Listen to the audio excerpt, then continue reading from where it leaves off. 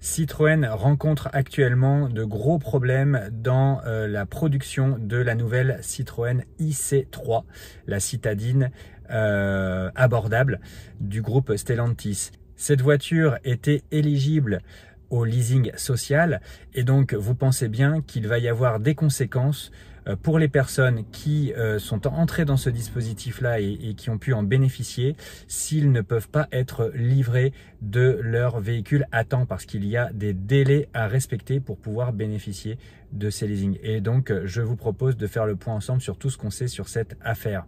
Bonjour à tous, je suis Laurent. Bienvenue sur la chaîne Famille Électrique. Bien évidemment, avant de commencer, abonnez-vous, ça soutient la chaîne et ça lui donne plus de visibilité. Soutenez-la également donc en faisant un don, en utilisant le petit bouton merci si vous le souhaitez, si vous le pouvez bien entendu. Je crois que c'est à partir de 2 €. Et puis pour ceux que ça intéresse, n'hésitez pas à utiliser mon lien de parrainage Tesla si vous projetez de commander une prochaine Tesla modèle 3, modèle Y, que sais-je.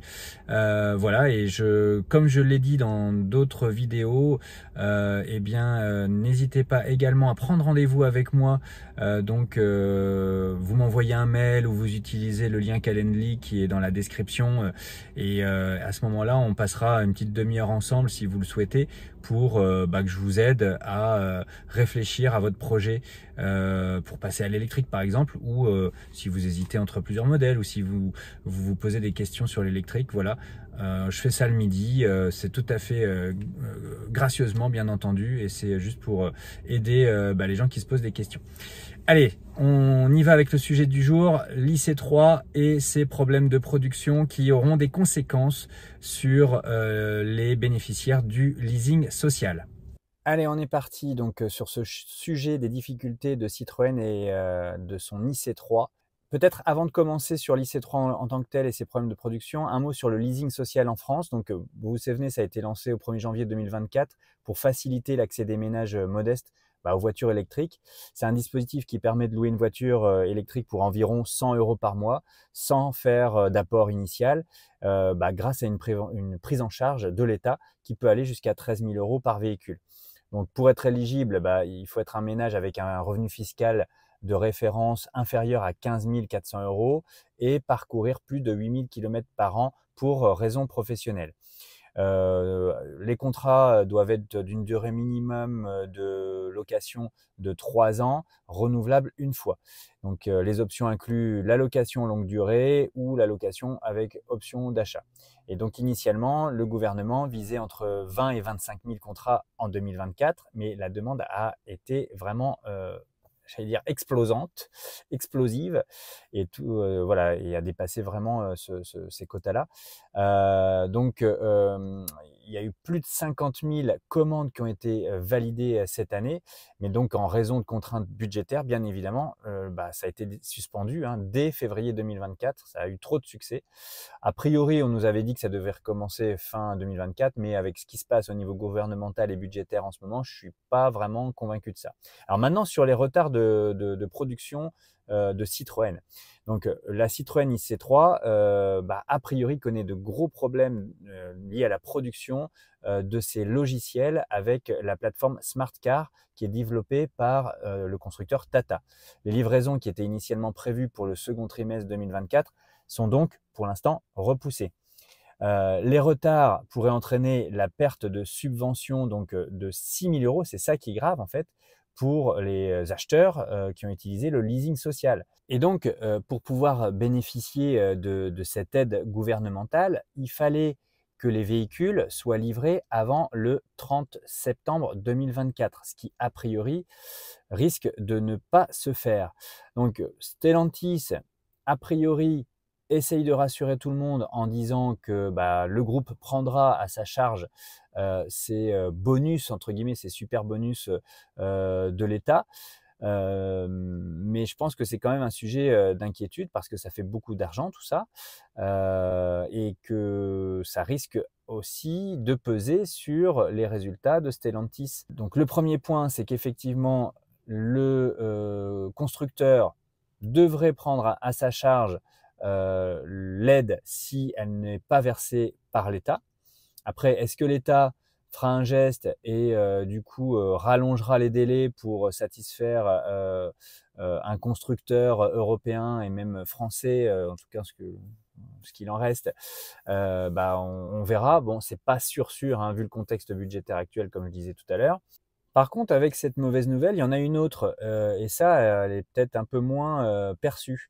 Et ben, on a appris que Citroën avait réduit les équipements un peu en catimini de la version donc d'entrée de gamme, la U, pour les modèles donc commandés après le 2 septembre 2024. Donc ils ont remplacé les phares LED par des phares halogènes. Il n'y a plus de frein à main électrique, mais c'est remplacé par un frein manuel. Et ça n'a pas été très transparent. Il n'y a pas eu beaucoup de transparence de la part de Citroën par rapport à ça.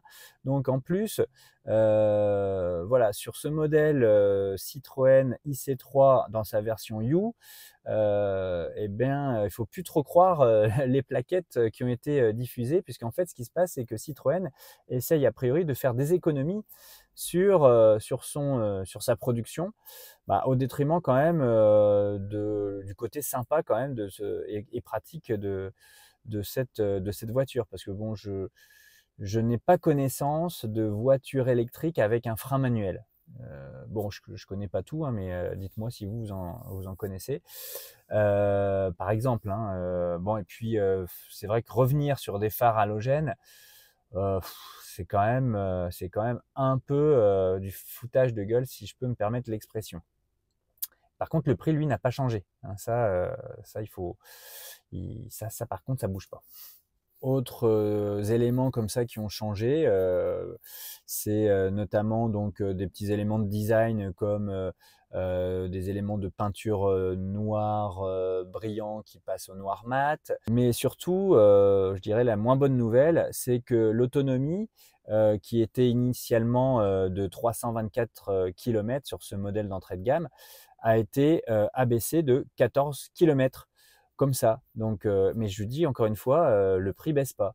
Ça, c'est une constante, hein.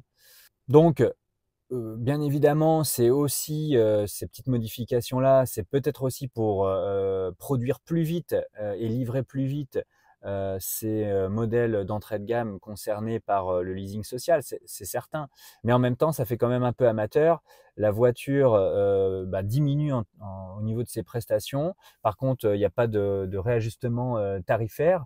Voilà, je ne pense pas qu'on soit quand même en pénurie de composants électroniques actuellement pour ce qui concerne notamment le frein à main électrique. Je pense pas qu'on soit en pénurie de LED. Donc voilà, je crois qu'il y a quand même eu un ratage quelque part, hein. Je trouve que ça commence à faire lourd pour Stellantis. Bon voilà, des rappels en veux-tu, en voilà. Des véhicules électriques qui se vendent pas car trop chers et pas assez adaptés bah, aux besoins des consommateurs. Maintenant, bah, le modèle phare d'entrée de gamme ou en tout cas de la voiture abordable bah, qui subit des difficultés au point de devoir vraiment downgrader le véhicule pour essayer de le livrer dans les temps ou le plus possible dans les temps. Tout ça sans diminuer son prix. Bon, voilà, il y a quand même un peu d'amateurisme là-dedans. Enfin, bien entendu, c'est pas le cas, hein. On sait très bien que derrière tout ça, il y a des gens qui bossent, il y a des gens qui travaillent, mais je sais pas où le bas blesse, quoi. Et comme, enfin voilà, on est loin de pouvoir exporter ce type de véhicule ailleurs dans le monde, hein. On n'en est pas là, hein. Déjà, si on arrive à alimenter le marché français puis le marché européen avec la IC3, ça sera déjà génial. Voilà, je trouve ça un peu lamentable, pour tout vous dire. Tout le monde était content de voir arriver sur le marché enfin un véhicule abordable européen, français, avec cette citadine IC3. Et puis, eh bien là, patatrac, voilà, tout est déjà un peu remis en question. Voilà, si parmi vous, certains ont commandé cette voiture, récemment, dites-moi justement si on vous a bien informé, des modifications, d'équipement, comme je viens de vous les celles que je viens de vous énoncer. S'il y en a aussi qui, ont bénéficié du leasing social, pareil, hein, n'hésitez pas à me faire part de votre expérience. Est-ce que ça a été facile? Est-ce que vous êtes dans la crainte justement par rapport à un véhicule qui ne serait pas encore livré? Voilà, et puis si vous avez apprécié cette vidéo, comme d'habitude, n'hésitez pas à vous abonner, à liker, à partager et à soutenir la chaîne. Pour ceux d'entre vous que ça intéresse, j'ai mon lien de parrainage Tesla euh, qui vous fera économiser 1000 € sur votre achat de Tesla. Donc, et puis alors voilà, le parrainage, c'est pas simplement cliquer sur un lien. Moi, je vous propose de prendre rendez-vous avec moi donc pour une visio ou pour un coup de téléphone, donc un midi, pendant une demi-heure si vous le souhaitez. Donc j'avais mis un lien Calendly donc sur ma page YouTube, dans la description de cette vidéo aussi, je crois. Et bon, en tout cas, je le mettrai. Mais vous pouvez aussi facilement m'envoyer un petit mail et puis on cale le rendez-vous et ça se fera très bien et ça sera avec plaisir que je vous accompagnerai dans votre choix et que je répondrai éventuellement à vos questions concernant les véhicules électriques. Voilà, je vous dis à très bientôt. Et puis pas que Tesla d'ailleurs, hein, si... n'hésitez pas, il n'y a pas de souci. Voilà, à très bientôt pour une future vidéo. Ciao.